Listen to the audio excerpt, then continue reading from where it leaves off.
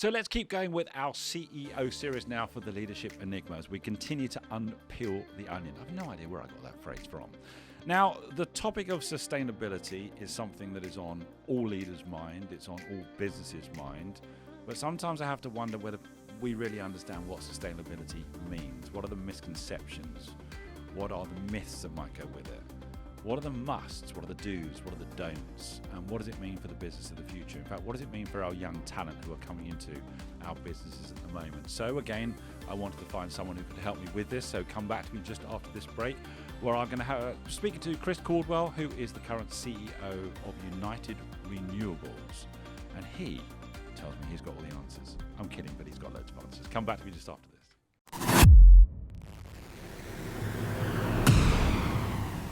Hi, I'm Adam Pacifico, and welcome to the Leadership Enigma, a world-ranked, award-winning podcast that's insatiably curious as regards what leaders do, how they do it, and importantly, why. We'll delve into the human doing, but even deeper into the human being and the power of human-centered leadership to drive sustainable change. So whether you're an entrepreneur, business owner, corporate executive, each week we speak to global experts, academics, rising stars, ambitious upstarts and disruptors, as together we will discover that success leaves clues.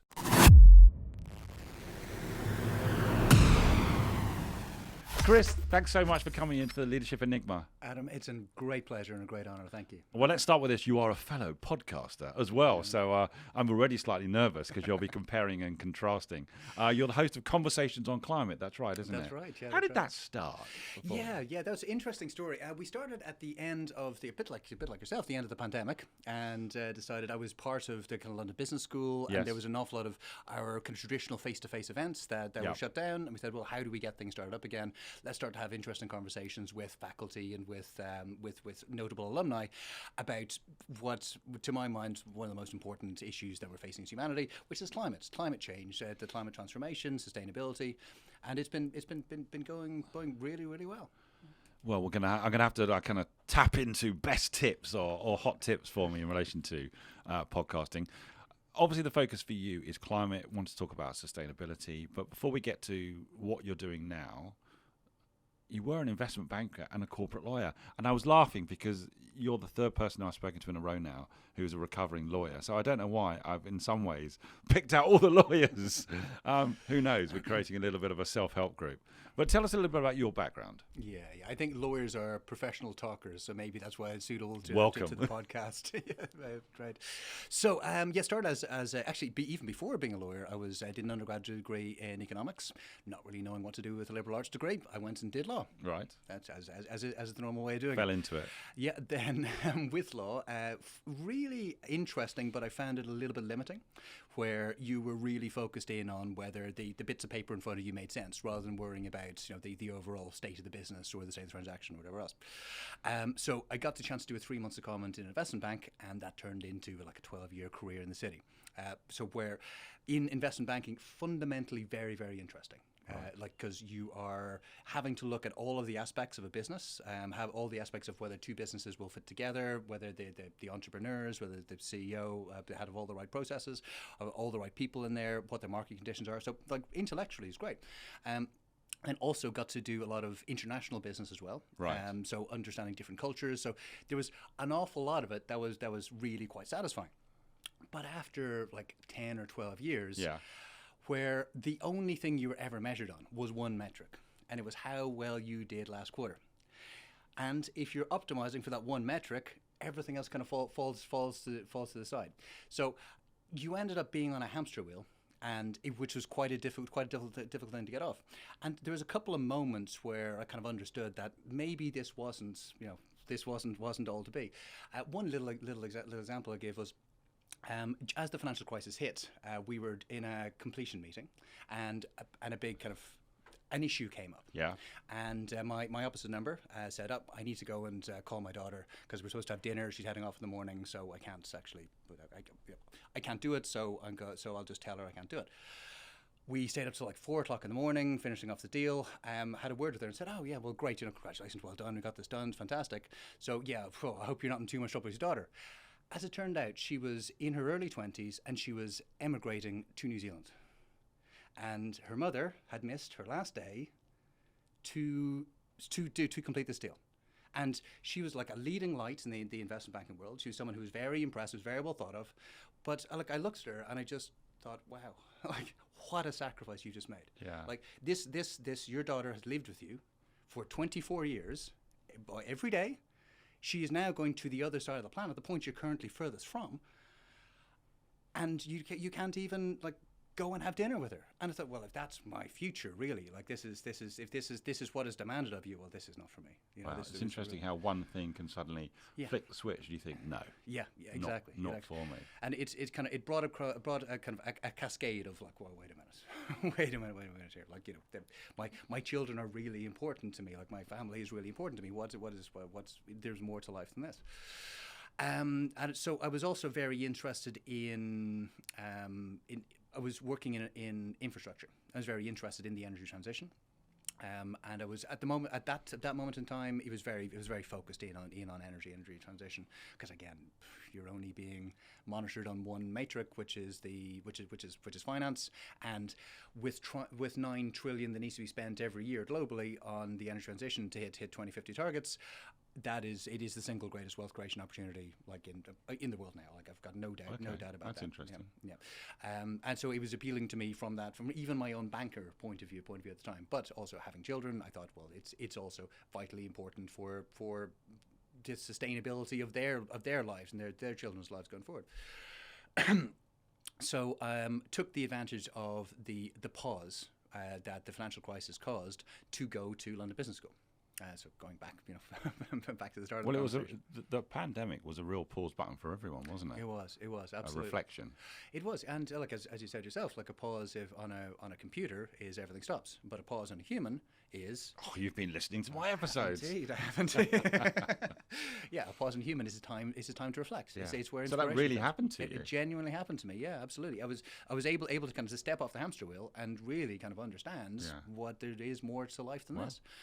And I went into London Business School as an investment banker, and I left as founder. So stepped out, and complete transformation from the large infrastructure all around you, running a desk in a bank in a major investment bank in London, to you with a laptop in your front room trying to raise some money to try and do something entrepreneurial. Well, you've taken on a big risk then, haven't you? Huge risk. But I was also in the fortunate position of having the ability to take the risk because I had spent a dozen years in the city. So there was a cushion there. Like it wasn't entirely. It was a massive transformation, it was a massive change, but it wasn't as if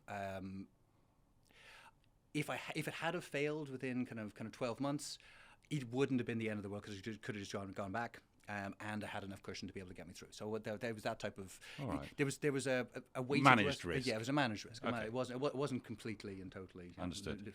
Lunatic time, but so stepped out, did that.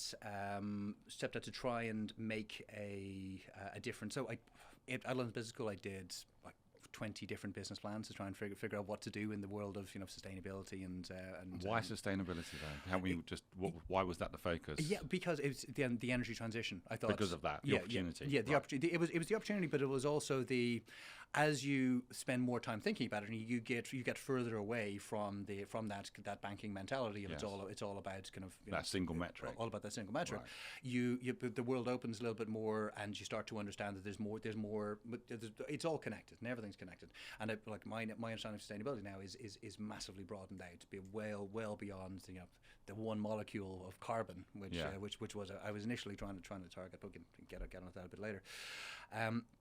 So I saw a niche in Northern Ireland, which was a very nice subsidy attached to smaller wind turbines, and a regulatory policy environment that seemed to be attractive to it.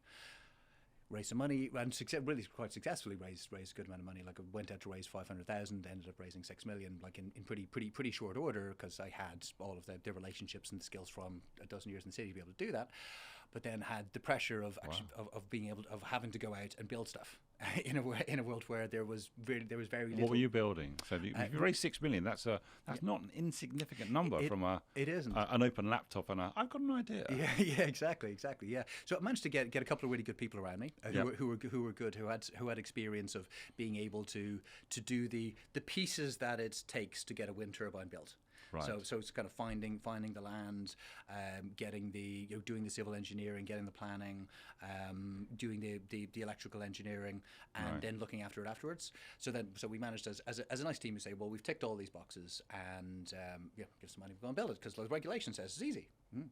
Right, when you got there, regulation was not. It was not easy at all. Always the way. Yeah, it's always the way. So, as you know yourself, the statute, what statute says, and what the performance on the ground is, are sometimes enormously different. Right. So you had a very well entrenched planning system where people were saying that we will not build tall vertical structures in rural environments because you're not allowed to build, you don't want to build skyscrapers there. And that's just what they've been thinking for decades and decades. And then suddenly it's like, hey, it's a wind turbine. So that's tall, that's vertical, that's rural. No. It's like, well, but the legislation says you should be able to do this. They said no. So we ended up doing 22 planning appeals, winning 21. That's expensive in itself. It was, yeah. Burnt quite a few resources, but it was absolutely necessary. Like you couldn't get anything built unless you did that. Right. So we won 21 and drew the other one. So we ended up like really rewriting that. And like the legal skills in there were super helpful. Without the legal skills, we couldn't have even imagined it, and couldn't have really afforded it because you had to do a lot of the work yourself as an entrepreneur. So that's kind of rewrote the statute. Then we also had to work with really excellent grid guy, work with the local grid to say this is how, instead of having like point to point electricity, you have like now hundreds and like eventually thousands of different generation points now to manage that. So we worked with the grid to.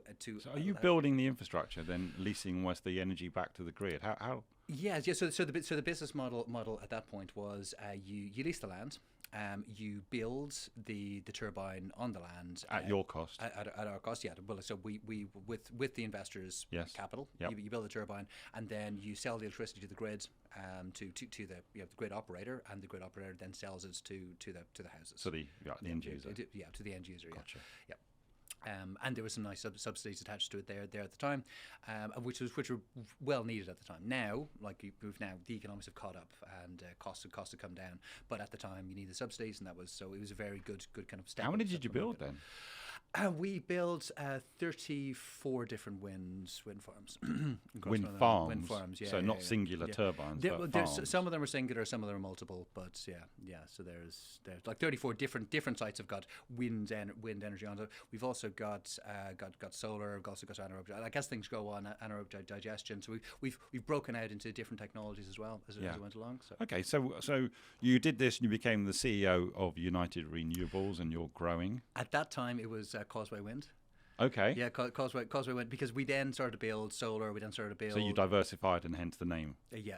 Right. Then solar, anaerobic digestion, then storage, and whatever. So now, So was this all going to plan, or was this going almost above expectations in relation to the amount of money, the speed, the people that you now had to start to hire? What was your thinking as an entrepreneur and now a CEO of the idea, with people now working for you? Did you think, absolutely to plan, or did you think, that went slightly better than I thought? But there's no plan that survives first contact. there isn't. Like, I know. It's just a fact of life. But it doesn't mean that you shouldn't plan. Like the exercise of planning. Well, did it meet your expectations then, or did it exceed, or? It has. I was always very ambitious, and continues to be very ambitious. I think where we are now is I think the next step will be huge, and everything's building up to where we are now. What is that huge next step? Next step is massive, like moving from kind of smaller, like from like single stick wind farms to kind of 10 and 12 megawatts to like gigawatt scale, to like hundreds of megawatts. So we've got series of sites. We've got literally hundreds of megawatts on them. Where are those sites? Are those across the? So and again, geographically, we've diversified a lot as well. Right. So we've got a lot of sites in Scotland. Yes. An awful lot of sites. A lot of wind in Scotland. A lot of wind in Scotland. Yeah. and funnily enough, a lot of solar in Scotland. Right. There is. Well, there you go. That's a surprise. It's a good place to put solar as panels get more efficient. Right. And you got areas, you got vast amounts of like flat ground and friendly environments to be putting them in. Gotcha. Like it's a good place to be. then we're also looking very carefully and got projects in island nations, because so we've got a project in the Isle of Man, got a project in Barbados, a project in Bahamas, where there's an awful lot of interest in the renewable world in the bigger places. So like you've got the Inflation Reduction Act in America, bringing in the United States, bringing in a huge amount of interest there. You've got kind of the reactionary policies in Europe, which brings interest there. China is the largest renewable energy producer in the world. Canada has got a carbon tax. So all of those big. There's a global opportunity. Yeah. So, but all of those big countries have got an awful lot of infrastructure inbuilt and domestic, right. which is growing that and sprouting it up.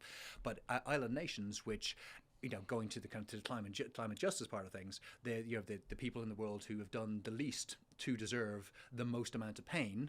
Because they are the guys and girls who are suffering the hurricanes. They're suffering right. the coastal erosion far more than we are. But they've done almost nothing to be causing it.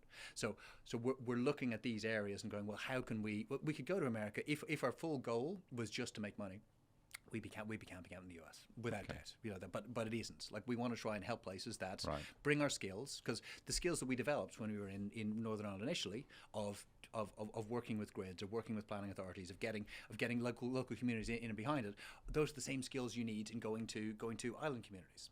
And if you can help them to be greening up their system, then you're making a difference where other people aren't. Okay, so you're sat in this space, which I'm going to loosely describe as climate. Mm-hmm. Help me understand, what is your view in relation to the climate issue that we're facing right now? And I deliberately haven't used the word crisis because I don't want to put words in your mouth, although now I've said it. But how would you explain the climate issue that we're facing as a race? Yeah, I think that this is, just in one sentence, we are the first generation that is feeling the pain of the climate crisis. Right. But we're also the last generation that could do anything about it. Right, that's quite a powerful statement. So you use the word crisis. Tell me what that crisis is, and then tell me that last part is a slightly frightening part. Yeah. We're the last generation that can do anything about it. Yeah. What's the crisis then, Chris? The crisis is, it's like, if you look across the planet now, like you have like Hurricane Ian destroying Florida, Bahamas. You have wildfires in Canada, which is like causing like Mad Max style visions of New York. You have forest fires in Greece, in Italy. You have droughts.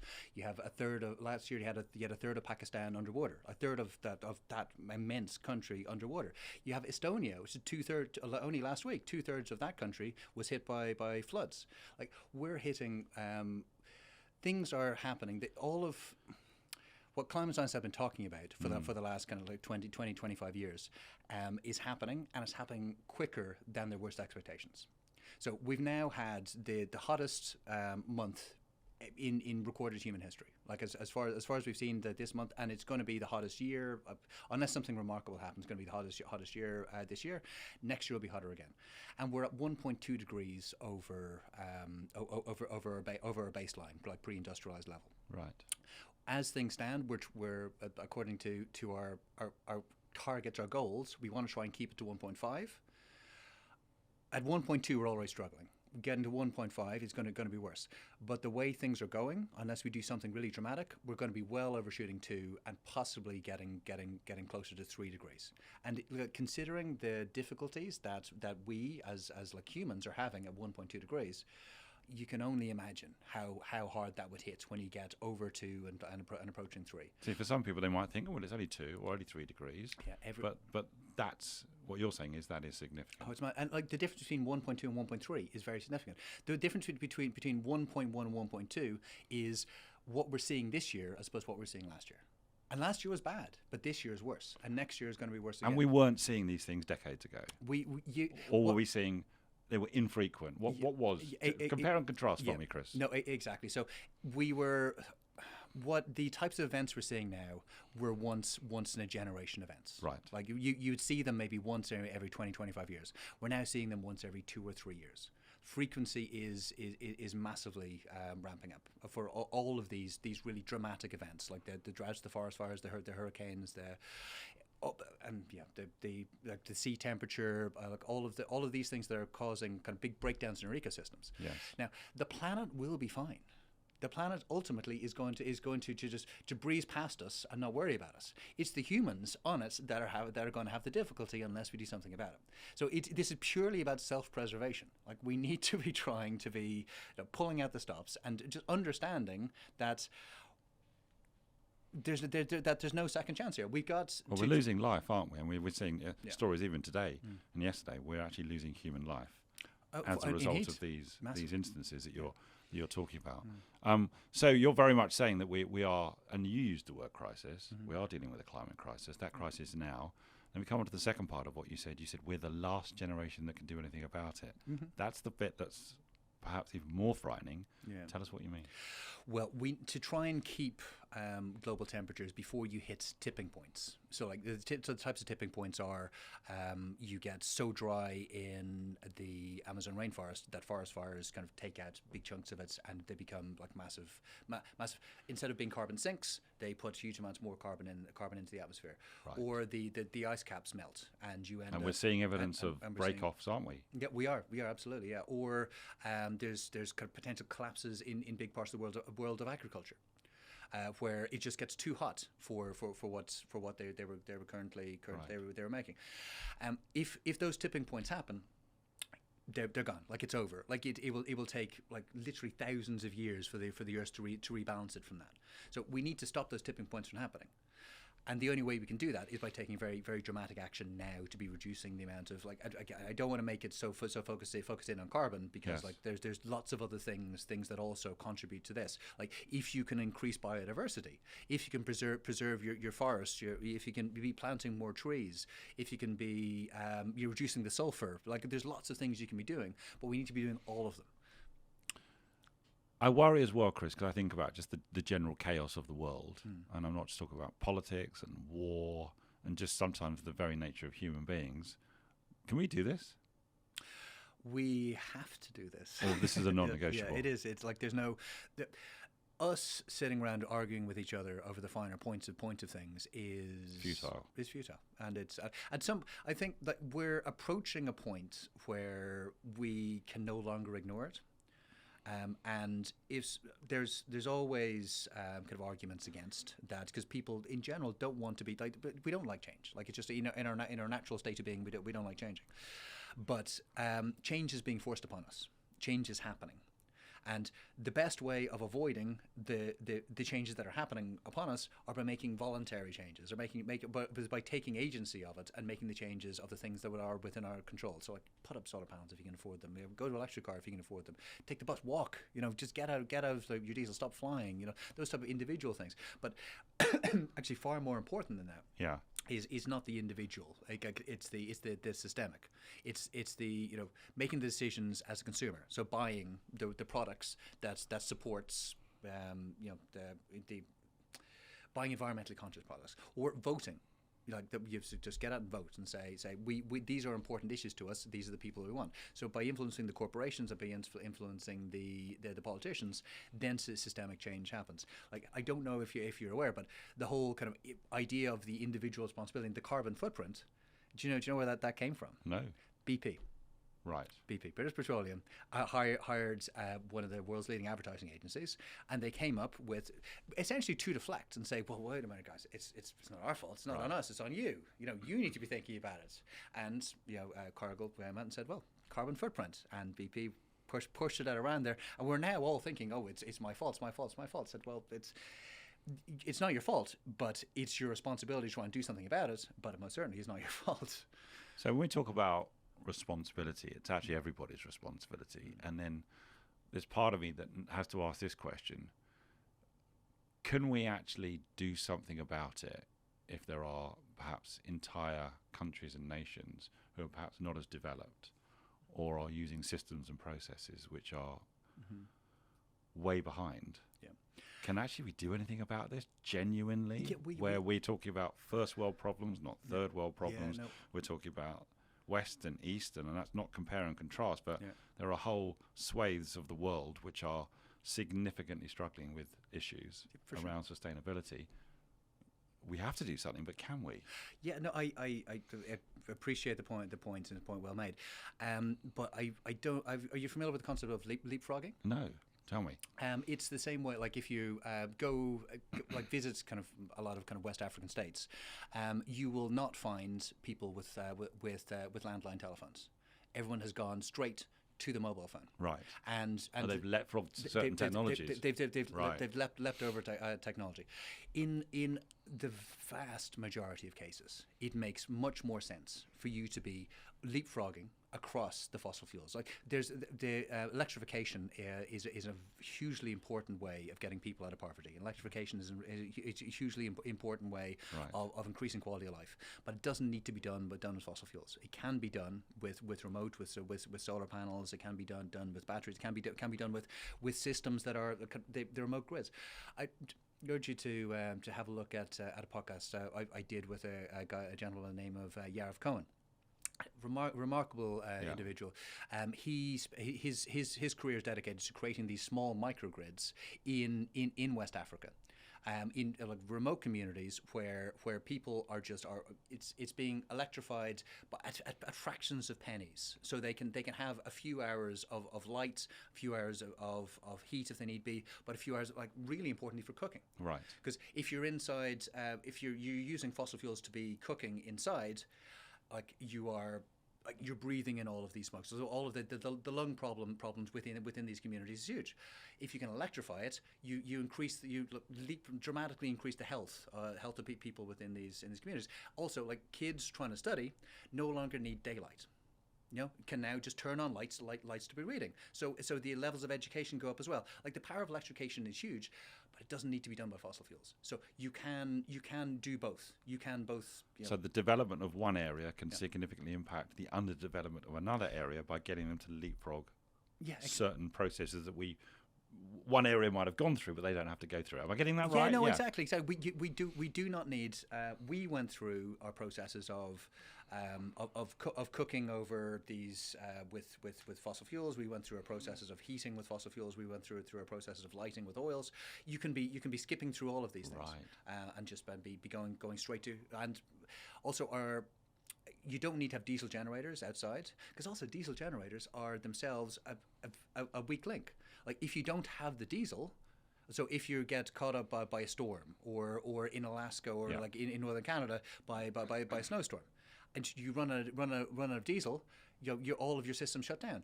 But if you've got solar, if you've got wind, you can continue to be producing, to be living your life in the face of extreme climate events. Right. So we don't need to be doing what we have been doing. We can be taking the renewable approach to development. Right, that's interesting. I hadn't heard that phrase, leapfrogging.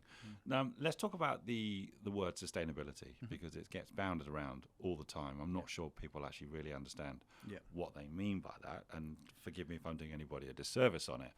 I specifically want to focus in on sustainability in businesses. Let's begin with, what are some of the misconceptions that you're seeing and hearing in your travels, Chris? Okay.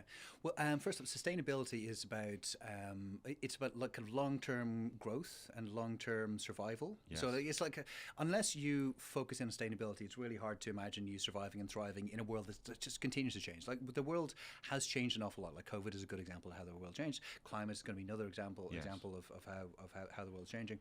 You need to be nimble. You need to keep on looking at how this all at how you can be kind of staying ahead of the curve. One of the things that kind of a nice way of looking at sustainability is taking away the focus from the whole kind of Milton Friedman shareholder primacy view of the world, or they like that, another way of putting it, like Gordon Gekko, greed is good, far from our we all remember generation. the Wall Street movie. We do. Yeah, it's a great movie. And I know, like, it is unfair to compare Friedman to Gekko, because they are quite different. But it's the idea of, like, you worry about the shareholders. So back to banking as well, like, that kind of one metric you're looking Shareholder at. value. Shareholder value, yeah, shareholder primacy. But sustainability and sustainable thinking in leadership is about looking at your employees. It's about looking at your customers. It's about looking at your regulators. It's about looking at society at large, your community, and trying to make sure that you're certain, and also your shareholders. Shareholders are a key stakeholder, of course, but you have to try and serve them all. And if you can make your shareholders happy, and your customers, your employees, your regulators happy, you're gonna have a happy life and existence, and and have pricing ability, and the ability to of flexibility. People will be forgiving of you. There's an awful lot of upsides into this. McKinsey did a study last year. I saw like people who focus on on long-term growth have 47% increased top line revenue growth over a 15-year period over their peers who don't. Right. So it's something that is. So you asked about misconceptions. One of the big misconceptions out there is that it's really expensive. Okay. And like, yes, it is expensive. There are trade-offs in the short term, but in the long run, it pays off. It more than pays off. So there is an investment element to it. Almost. Exactly. Invest now. Exactly. Yeah. People invest in innovation, and they don't think that innovation is a waste of money. But people investing in sustainability can see it as something you can chop. It's like the marketing budget. It's like, no, but it's not. It's really it is fundamental to long-term growth. Another one of the kind of the big misconceptions is that it's a destination. It's not a destination. It's a journey. It's a process. It's a series of things. It's a way of thinking that you continue to grow and develop as you go along. You'll never get there. You'll never be 100% sustainable. But But you can get it to a place and pass it on for somebody else to continue the journey. Yeah, and you can continue to be trying to improve, like the whole kind of the marginal gains. Like you can keep on trying to be better, a little bit better all the time. But it's not. You can't just say, okay, right, I'm sustainable, and that's it. It's ticking the box. Just ticking the box, yeah. And that's another one of the big misconceptions is it's all about making the big public statement and saying, yes, well, we are going to have the big goals, and then forgetting about it, because well, no, you get hammered if you do that. Like you have like there's a worse thing than having a purpose that is kind of woolly, or a purpose that is not that doesn't resonate with people. Is having a purpose that's insincere. If you're just going out and you're just saying something, like the first people who will be feeling kind of let down by it are your employees, and without your employees on your side, you've got the business. Yeah. But then like people like the Financial Times, like they have an index that they are watching. I've seen that. Yeah. Yeah. On what you say and tracking you to it, and Saints and sinners. Saints and sinners, exactly. Yeah. So, how should leaders, and this is not going to be as regards size of business, but how should leaders be thinking now as regards sustainability? I think that sustainability is key to your long-term future. So sustainability, a very kind of first instance, very first thing to do when you're thinking about well, am I a sustainable business? Is think about, well, what's my purpose? Like what is the purpose of this business? What would, if we disappeared from the world, what would be missed? And once you've got a kind of a firm idea of like what you're all about, then you can take the next step and go, well, how do I kind of rank what's my impact on the world? So you can. There's a few ways of doing that. There's the Sustainable Development Goals, which are the United Nations 17 goals, which are I've seen those. Which very, very interesting ways of kind of individuals, countries, businesses looking at their impact in the world. Another are the kind of ESG goals, like environmental, social and governance kind of frameworks. There's various frameworks. We can just be going and ticking your box and saying how do I perform against this or the other. But just do an audit of your business first. And the first thing to be pulling out is going, well, what are the showstoppers here? Like once I have a look at these across these metrics and these important kind of wider ranging issues, what's going to end the business? So, for example, if you discover that you have child labor down your supply chain, well, that can end your business. That can destroy your reputation. If you discover that there's a leak in a river that is polluting a local lake, well, that can ruin your reputation in the community. That's the first thing you do. Sort out those things. Make sure, like 100%, that's before you do anything else. Then after you do that, you can take whatever measures that you've looked at, and there's a lot of information out there because people put the information out there, and just benchmark yourself against your peers and see how you're doing relative to your peers and what your relative strengths or weaknesses are. And pick 2 or 3 things you want to be really, really good at, really strong at, really known for. That can provide you with strategic advantage. That people know you as, oh, you guys are great. Like you've got a kind of a diverse board. Like you really look after the community because you've got these various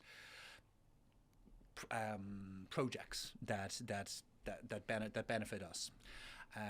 And focus in on them. You can't. No business can be all things to all people. So just focus in on the few things that you're really good at. Then once you decide on those, the next step is trying to embed it. So you need to figure out. So those are your goals. To break it down into step 1, step 2, step 3, 4. How do I get there?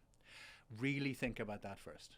And then say, okay, well, once I go through these steps, I'll be reporting back. So then go to tell your people, and obviously you need to do this in collaboration with them. So every quarter or every 4 months, whatever, every 6 months, whatever it might be, we are going to be talking to you about these key metrics.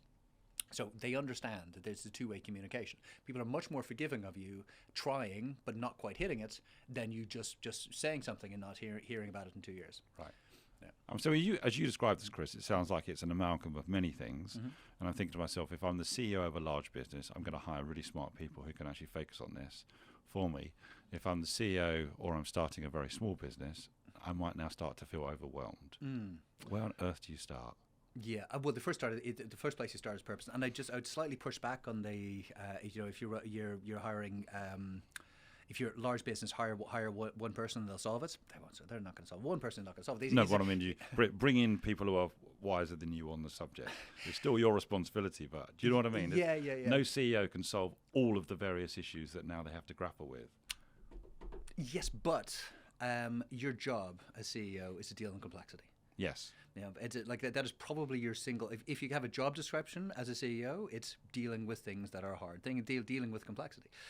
And this is it's an extra layer of complexity, and you have to deal with it because the world is changing around you. There's all of these things that are significant risks, significant opportunities, and you need to get your arms around them. Like if you don't understand that having child labour down your supply chain is going to end you, then should not probably the wrong CEO. You should not be in that job. So I get that. So of course there's this wide umbrella of responsibility. I think am I right in thinking though? I'm also trying to get people to think about the fact that one person can't solve all these issues. You've got to actually have the right people around you as well to help solve these issues. Do you see what? Yeah, I do. Because I'm just wondering about the smaller business and the startup, etc. Yeah. We'll say this is important. It's something I've got to think about. Yeah. This is beyond me. Yeah. I'm responsible, but I need help. Yeah, it is. It's also something that it needs to be built into the DNA of the business. Right from the word go. Right, but not even from the word go. You can transform a business. You can make the incremental changes that get you there. Now, as the world evolves, and a little bit like my own journey in banking, you're seeing that there's a change in mindset. Yeah, there's a shift in mindset amongst the general population. Every generation is shaped by the events that are surrounding them, and millennials and Gen Zs have been shaped by the Great Financial Crisis. They've been shaped by COVID. They've been shaped by the climate crisis. And their kind of understanding is the system that we were in isn't necessarily serving us well. Yes. And it's possible to change things. It's possible to change things quite quickly. This is what COVID taught us. Like fundamentally, overnight. Overnight we had to change pretty much everything. All those things that we said were impossible exactly became possible. Yeah, within a few days. 6 months projects or 12 months projects had to be done in 6 days or 5 days, and it was done, and we did it. It's remarkable. Some kind of nice, interesting stats. You have 42% of people, of millennials and Gen Zs, right, who are prepared to be sacrificing pay for purpose. 42%. That's high. And also 20% of the same demographic who think it's equal. So that gets you to 62% of people who think it's at least equal. Right. Like the remaining 38% are going to be the people who will sign their own Faustian pacts, go and work in Goldman Sachs, but understands they'll be working 18 hours a day, but they'll be paid a ton of money for it, and that's what's important to them, and that's fine, and that's absolutely cool. But if you're talking about the kind of the more than 60% of people that will be not only your employees but also your consumers, that is I suppose that's the point, isn't it? It's not just the internal; it's the external. Exactly. You can't ignore that. Your customer base. Yeah, that's your customer base as well. Yeah. So that has a massive impact on the conversation around attracting and retaining talent. Massively. So what are your thoughts then in relation to a business, any type of business now, that is thinking, well, without people, I can't do anything. Yeah. But hang on, if it's the stats that you've just Yeah. given us, Yeah. where does a leader go as regards how do I become an attractive proposition for the younger talent who want to stay with me as well on the journey? Yeah, it depends on your industry. Like, I'm very lucky in the renewable energy industry that it is fundamentally attractive in itself. But you can find purpose in most business. Like, you can find purpose in most purpose and alignment in most business. So as long as nobody wakes up in the morning, or nobody wakes up leaves college and says, you know what I want to do, I want to go and wreck the world. Nobody wants to do that. It's so only in Bond movies. Yeah, but it just so happens people find themselves in careers that they mightn't feel particularly comfortable with. Right. Now, we are in the midst of the Great Resignation, where people are saying, it just is not satisfying me. We saw that, didn't we, at the end of the pandemic? We did, and it's continuing on to now. It's slightly easing a bit in the US, but it's still very very live and well here. We've got 80% of all employers say that they struggle to hire people. So the way to hire people, if you've got, again, I was talking about demographics again. Sorry, I didn't mean to get quite so stats heavy, but by 2030, we're due to have an 85 million person skilled shortage labour gap. That's a lot of people to fill by ChatGPT. Like, honestly, it's just not going to happen. Yeah. So how do you manage? How do you kind of retain the people you have now, and recruit the people tomorrow? When again working in the same kind of like 60 more than 60% of people will be at least equal on purpose to profit. You need to be purposeful. You need to have a purpose to your business, and you need to be aligned. You need to be showing that you're doing good as well as doing well, and have people able to kind of bring their best selves into work because they feel aligned and behind what your business is all about. And I'm glad we're having this conversation, because I've actually got Raquel Ficardi coming in a couple of weeks actually to talk about the multi-generational aspect. So I think there's going to be a big tie-in here. What does the business of the future need to look like then, Chris? It needs to be aligned to the world. Everything's connected. Everything is interconnected, and it's something that, again, like we have been learning by looking at the way that climate is impacting on all of us, all of our lives, and how our actions are impacting. Like, putting a bit of carbon into the air here also impacts it in Australia. You know, there's like a ton of carbon can be put anywhere around the world. Everything is interconnected in a ecological sense, biological sense, but also everything's interconnected in the business sense. Like, we also, in the world of social media, you can't get away with anything. Right. And not that you should be trying to get away with anything, but you can't. Like, things, the truth will out. You need to be running a business with a conscience. Right. You need to be running a business with where you're true to your values, you're true to your goals, for your employees to be aligned with you, for your customers to be aligned with you, for your regulators to be aligned with you. And if you can be doing all of that, you will make money, and you will survive, and you will grow. And there's that sustainability piece in relation to being financially sustainable, but also being a force for good as well. Yeah, that's very purpose driven. For sure. I was going to ask a question. As you're working in this area, are you hopeful or are you nervous? Oh, I'm very nervous. Are you? I'm very nervous. Yeah, absolutely. It is. So much needs to change. Yeah. But okay, what gives me hope is that we have all of the technology that we need. Oh, we do. We do not need any more major breakthroughs. We can get to about 85% of renewables right now with existing technologies. We can decarbonize to a massive extent right now without any great breakthroughs. Right. And also hopeful that there's an awful lot of very, very smart people working on that last 10-15%. So I'm very hopeful that we will be able to get there. What makes me nervous is the time frame of it.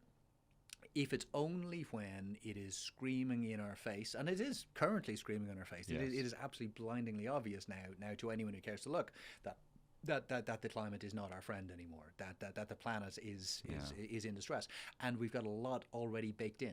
Like carbon goes into the atmosphere, and it stays and it stays and it stays and stays. This is the irreversible piece, isn't it? Yeah. Or it would take a long time. Yeah, it does. It'll take a long time to change. Like, we need to be taking down we need to be reducing the amount of carbon we put in the atmosphere by. It changes every year, but it's about 8% a year, and even during COVID, we were still like 3 or 4% plus. So it's an enormous swing that we need to do. And what's the time frame? How you talked about tipping points? When are those tipping points? 2, 3, 23 years? It is an inexact science. What's the window? The only thing that we do know is that the worst predictions are happening quicker than we thought. So we need to be trying to hold things to like the big tipping points that as far as science, as climate scientists say, happen at 2 degrees, and we're due to hit there if we don't make any changes, like 2035. Right. So that would be in our lifetime. Within our lifetime, for sure. And then what kind of legacy are we leaving? A seriously damaged. If we can be controlling, if we can be holding it to 2 degrees, there's enough that we can do to mitigate, to have life as we know it continuing, without some changes, but not dramatic. If we let it go to 3, go to like 2.5 or 3, all bets are off. Like if agriculture collapses, if like I don't want to sound all apocalyptic here, but if we're heading for Mad Max. Yeah, but if agriculture collapses in big parts of the world, if big parts of like island nations or coastal nations are being swept away, like you then have mass migration of humans, like to other parts of the world, because they've got no other choice. They cannot survive where they are. Yes. And you see all of the political difficulties that happen now with a relatively small number of migrants hitting these shores and hitting the shores of like relatively small as compared to what will happen if we hit these tipping points. Yes. Like it's like society becomes entirely unrecognizable. I think this is one of those episodes I'm actually mildly frightened, Chris, but that's probably a good thing in relation to it. Yeah. And so the work that you're doing for United Renewables, what's the hope for you and your business at the moment? Yeah, so we've got kind of two. Actually, we've got 3 strands to it. One is we're trying to build as much renewables as quickly as we possible. And so we're doing the really big stuff, as I mentioned, the kind of multi-gigawatt stuff, and we're doing the targeted stuff in like much smaller, but in places that wouldn't get built otherwise. So that's kind of one goal. Yeah. Another goal is we're looking at kind of climate tech. So we're kind of starting a new business, which is kind of carbon capture and storage, but on nature-based solutions rather than the big machines just trying to suck carbon out of the air. Yeah. It's a bit of that's a very controversial subject, and like Al Gore just recently really produced a TED talk on it, absolutely scathing on it. There's an awful lot of negativity around that, and for good reason. But I think that the nature-based carbon capture and sequestration is something that we think that there has to be a role in. So we're just starting a new business in that. It'll take a long time to talk about it, so we can maybe another episode. Yeah, another episode, yeah. And the third thing is kind of communication. So the podcast you mentioned, yes. I mentioned earlier on, I do quite a lot of writing on the subject. So write for do kind of LinkedIn newsletter, write for Aluminum on these, which is the biggest kind of sustainability kind of source of information out there at the moment. So trying to get as many people to be thinking about it, at least getting the conversation started. Yes. And if the conversations get started, then hopefully some actions can be following. Well, I've learned lots from this, and I hope this is fascinating to anyone listening and watching it as well. So let me ask you, how can people get in touch in order to continue the conversation or get you involved in some of the projects they've got going? That's brilliant. Yeah, very kind. Well, the best way is LinkedIn. Like love kind of meeting up with people, hooking up with people. Christopher Caldwell. It's actually Isle of Man is the location on LinkedIn, but I'm sure you could stick the link in the show notes if you could. And you mentioned the podcast. Just help everyone. What's the title of it? Yeah, Conversations Plural on Climate. Yes. And it's best place to look for it is on YouTube. Right. Because you get a really good feel for the environment, the person, and the interactions there, and the passion in their voices and whatever, yes. and the passion in their faces on YouTube. But it's available via on Spotify, Twitter, on Spotify, all major podcast platforms. And just tell everyone who you're talking to on Conversations on Climate, because you just tell everyone who you're talking to. Yeah, so we do we mix it up. So we have it's every 2 weeks we put in an episode. Yes. It starts with an academic, kind of a leading academic from primarily London Business School, but also from professors in Yale, Trinity College Dublin, but primarily London Business School, talking about the deep academic frameworks, not only around climate but around, say, leadership or strategy or marketing, and how you then put that into, or influence, or whatever negotiations, and how you then put that into a climate frame. And it's, for me, it's absolutely fascinating. But you learn an awful lot. You get a kind of an MBA type education from listening to these guys and girls talking. Like they're amazing, and I'm so incredibly grateful that they give you their time. Yeah.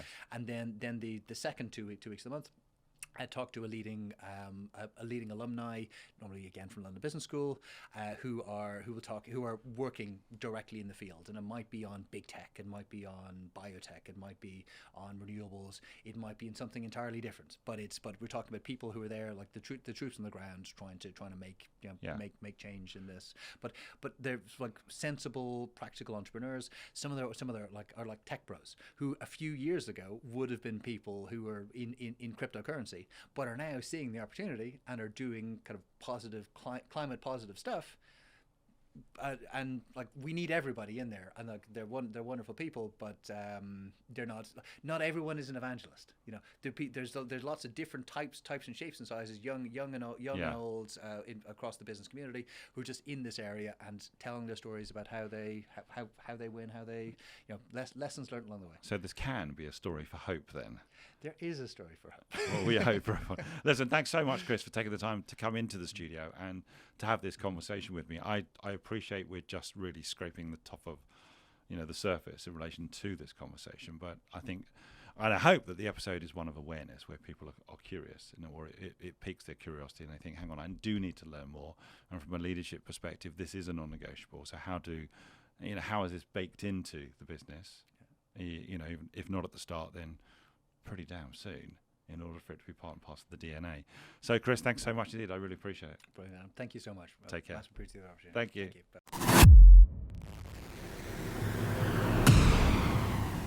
Join us again next week for more curiosity and insight with the Leadership Enigma. We'd love to hear your comments on today's show, as well as suggestions for future topics and guests. Get in touch with me on LinkedIn or visit us at www.leadersenigma.com. Don't forget to rate, review and subscribe on all your major podcast platforms and on our dedicated YouTube channel. Thanks again for joining the community.